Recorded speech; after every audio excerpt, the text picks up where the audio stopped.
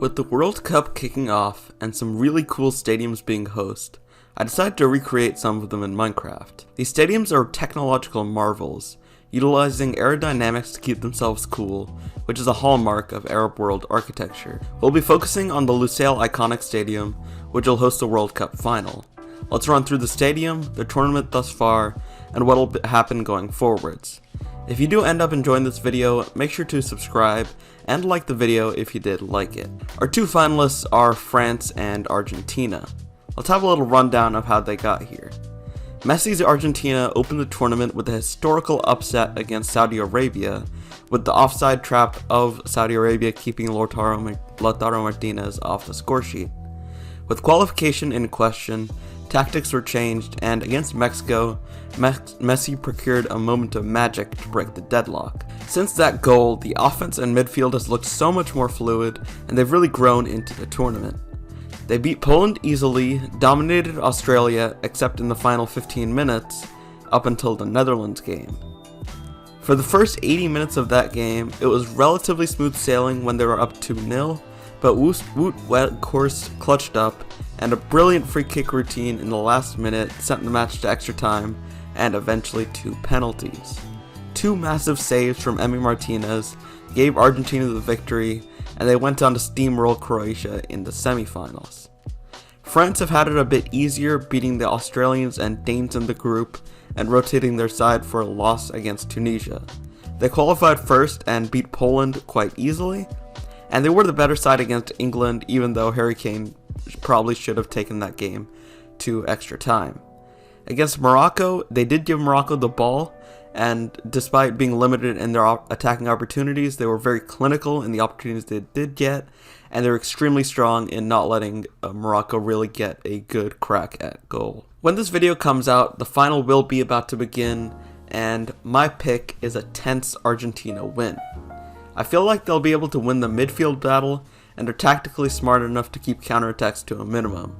If Giroud is unavailable, as the rumors are rumoring, France suddenly loses a major clinical finisher. On the other end, France have a great defense, but Argentina has Messi and an in-form Julian Alvarez, with the X factor of Di Maria off the bench. It'll be close, but I think Messi secures the golden ball and the golden boot. Keeper of the tournament would probably be Livakovic of Croatia, and the young player of the tournament would be Alvarez or Josko Gvardiol. Now, we've talked about football. It would not be right to ignore the absolute catastrophe that has been the setup behind this tournament. To facilitate the newly growing oil industry and create infrastructure for it in Qatar, more people were needed. Even in the 1950s, only 50,000 people lived in Qatar, which is not enough to fulfill the labor demand for the rapidly growing economy.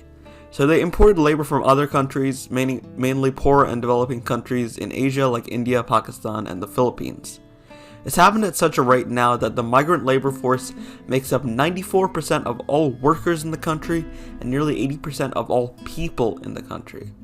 This is through a system known as the kafala system, where individual companies sponsor migrant workers and bring them to the country, host them in company housing to work on these projects. The people are extremely poor and just looking for an opportunity, and they get used.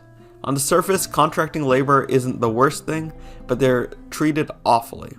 Their passports are held so they can't quit or return to their home country, and their payments are just pennies, if anything at all.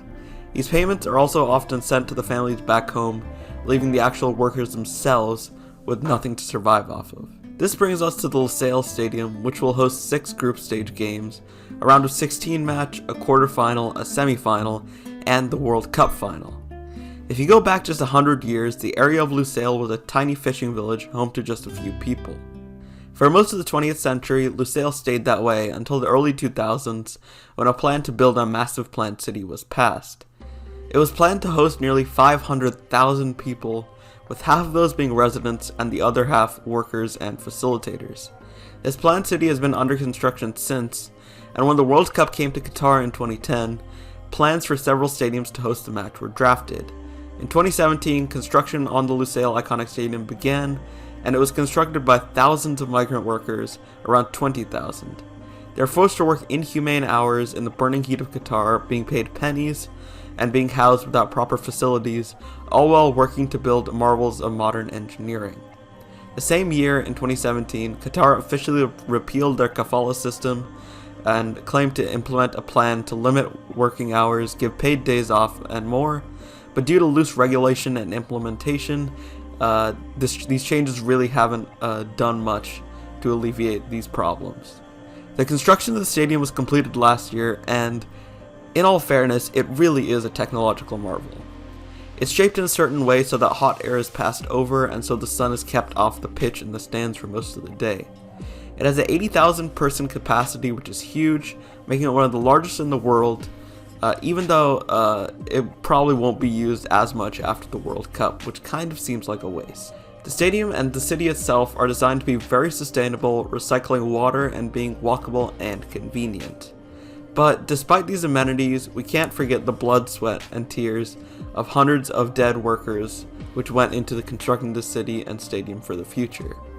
The Qatar government, and as well as other major governments of wealthy Middle Eastern countries, do a great job of covering up the poor masses and displaying to the outside a face of opulence and unlimited luxury, despite only the top few in the country experiencing that. I want to finish by saying that I have no problem with an Arab country hosting the World Cup, but it has to be done in a humane manner. And another point, there's not really been a well-held World Cup for at least a decade. The Russia World Cup was not well run. The Brazil World Cup was definitely not well run. The South Africa World Cup was honestly probably the best of those three, but still not great. I think Germany was the last decently held World Cup from those perspectives. And I've put my sources and some links to charities in the description, and if you want to see more content like this, make sure to subscribe, and I am out.